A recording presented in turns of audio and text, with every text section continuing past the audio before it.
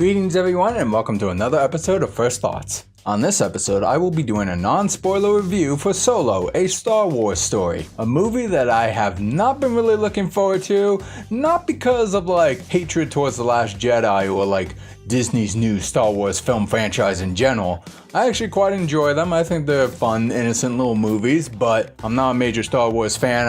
As a kid, I thought they were really cool. The original trilogies, prequels, I was like, it's whatever, it's just campier and bad visual effects and all that stuff, but I wasn't really emotionally invested in the Star Wars franchise, to be honest with you. It was just a cute little sci-fi franchise. I had no incentive to be attached to it, but I'm always open-minded and I try to go into these films with a base level of expectations and hopefully I'll have something fun from them. And this time around, well, let's get into the review. So let's address the pros. In this case, Alden Ehrenreich as Han Solo, young Han Solo. I thought he did a pretty good job. I was convinced that was Han Solo. I mean, pulling up memories from the past of watching the original Star Wars trilogy with Harrison Ford, younger at the time, in A New Hope, Empire Strikes Back, and The Jedi Returns. I think that's what it's called. His mannerisms did carry over, and I felt like Alden did a pretty solid job at channeling Han Solo while kind of making it his own. So props to you. Good job. Glad those acting coaches really paid off for you. I'm not saying he's incompetent. I just, with the shift in directors partway through production and shooting, all those directions he was getting first from Phil Lord, Chris Miller, and then all of a sudden Ron Howard.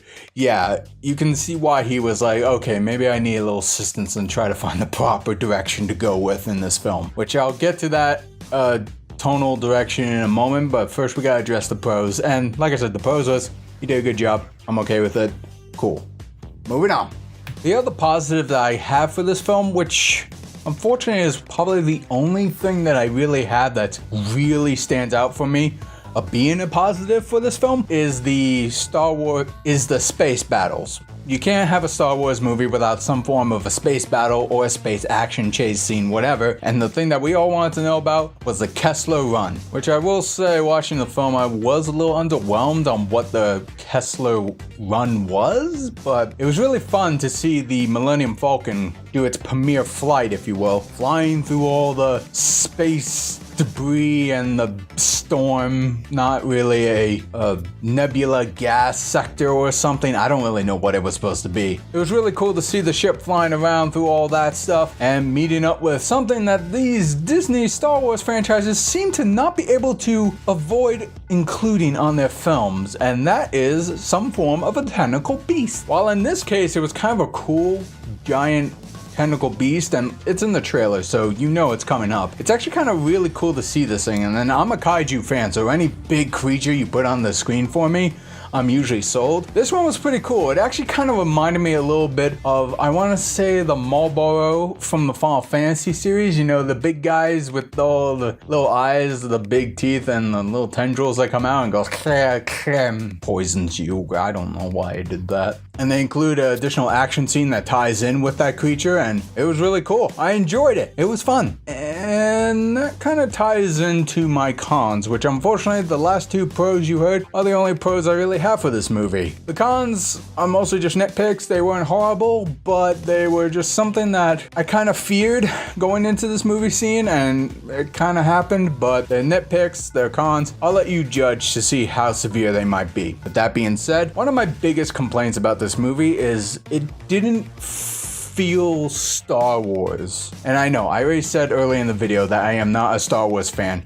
so what the hell do I know about the feel of Star Wars? Well, I've seen the original trilogy, I've seen the prequels, and I've seen Force Awakens and The Last Jedi. And I'm willing to say that whether you think one set of films is better than the other, but you have to admit that most of those films have that same aesthetic feel to them, which I'm totally okay with. And I liked Rogue One for what it was, but it wasn't really anything different. And I know we're talking about Solo, not Rogue One, but with Solo coming out, and when I heard the original directors who were behind the Lego movie and 21 Jump Street were behind it, I was looking forward to a different directorial style to be added to the Star Wars franchise universe, or whatever you want to call it. But direction-wise, you probably heard the news. It wasn't going quite the way Kathleen Kennedy, the producer and head of the Star Wars division at Disney, liked where it was going, so she dropped them and brought in Ron Howard. And I liked his films in the past, but as of late, he kind of feels a little vanilla, for lack of a better term. I mean, he's a very competent and skilled director. It's just I was kind of hoping for something new. And so when this movie happened, Solo happened, it just kind of had this tonally drabby feel to it. There was a lot of talking. There was a lot of dark scenes, like dark settings where you have some like ambient light and characters are all like gathered in a circle trying to like smuggle or swindle with each other, trying to get what they want. And there's just like a lot of that going on in the film, which I'm normally okay with. I don't know if it's because I was really tired or something, but it just kept going on and on for a while to the point where I almost fell asleep a couple of times in this movie. Almost. I don't think I fell asleep, but I almost did. So my fears came to be realized that this wasn't really a different tone in the Star Wars universe I was kind of hoping we would get in a spin-off movie. Now, before I get into the story, because believe me, I do have some issues with the story, I will say that, speaking of tonal disparity, I guess, the story, in my opinion, is pretty bland. I mean, it's a prequel. I'm not going to go into spoilers, so I'm not going to do any of that, but everything is pretty low stakes and not really high-end impactful to me. It just kind of felt like young Solo, who was trying to gain his freedom by like sneaking his way off of some kind of little ring that he and his girlfriend had at the time. They separated. He forced himself to join the Empire for a short bit and decided to go into smuggling and try to get money real fast so he can find the girl and go off into the sunset and live free in the galaxy. It's one of those kind of premises. And it just kind of derails into this whole like, oh, well, people are really curious about the Kessler run, so let's put in a storyline explaining what that is. And the Kessler run was cool, but the actual context surrounding it, not so much. That was kind of boring and not that interesting. Again, this is a non-spoiler review. I'm not going to say how it resolves itself, but I personally don't feel like it was worth it in the end. Much like Rogue One for me personally, it's a fun idea to think about what happened or how things came to be, but overall it's kind of pointless to have these stories told in such a way because we already know what the outcome is. And so Solo is kind of like that. It's a little bit more looser in what could be added to the overall lore, but I don't know, it's just not that enthralling. Not right now, it's not. And kind of going into one of my other cons, I want to go through this real quick, is this movie kind of did something similar to Rogue One, where it established certain characters that you think you would get to know and they'd be part of a ragtag group, whether good or bad, and you're like, oh cool, I like how these characters are portrayed, I want to check them out. But then they're like underutilized a lot in the movie and you're like, well, the hell was the point? It's like, am I not going to get any character development from any of these characters? Do I have to read the books or the comics before I can watch this movie? You're going to make me do homework to see a movie? I ain't a fan of that. Give me a single, concise film that's self-sustaining enough to the point where I could fully enjoy the story. And if I want to learn more about these characters, the film itself will give me the incentive to check it out.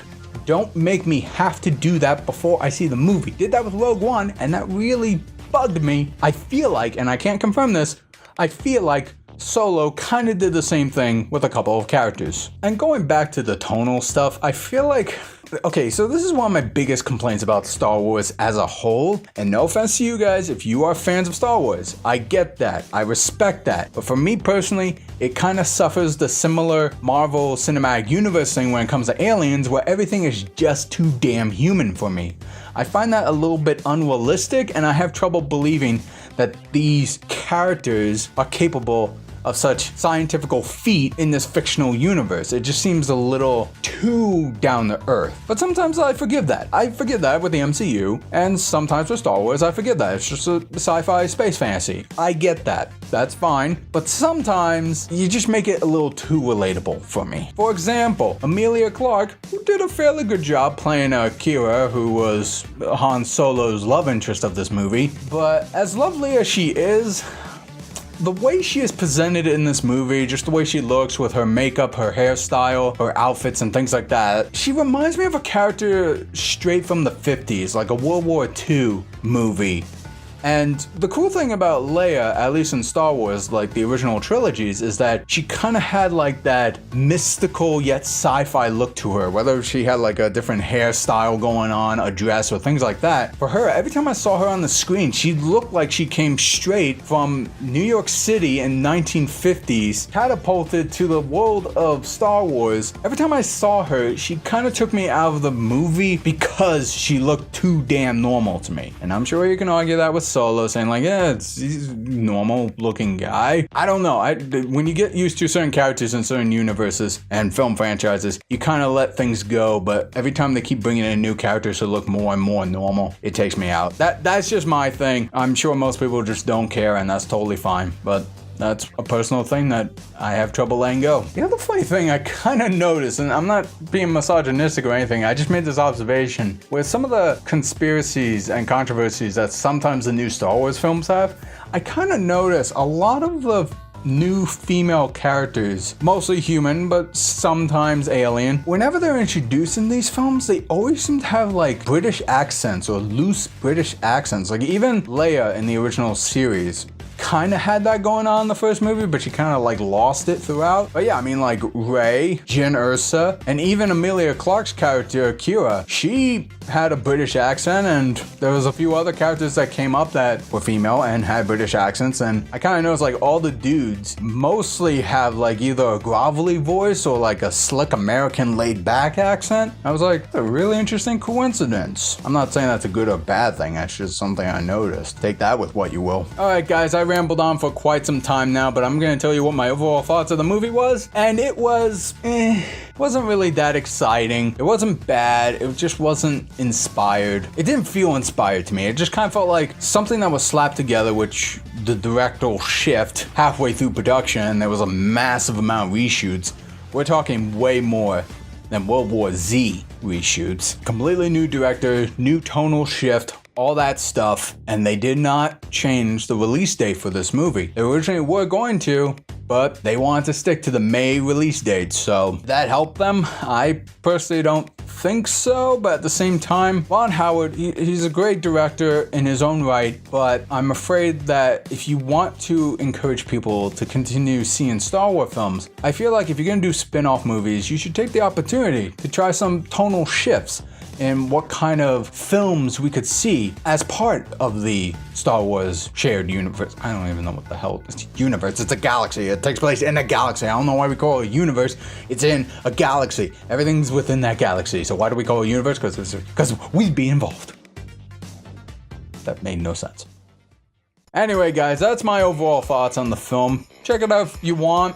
If you're a big Star Wars fan, you'll probably check it out anyway. If you're not sure about it, take my words for what they are, and I'll let you decide whether or not you want to go see this film. You probably already have. Let me know what your thoughts are on the film in the comment section below if you have. Otherwise than that, be sure to give this video a like, because I really appreciate that, and I want to do more reviews for you guys, try to give you my thoughts, and I'd love to hear your thoughts. For all film fans, let's start a conversation. Hey, if you guys want to check out more reviews that I've done, check them out right here.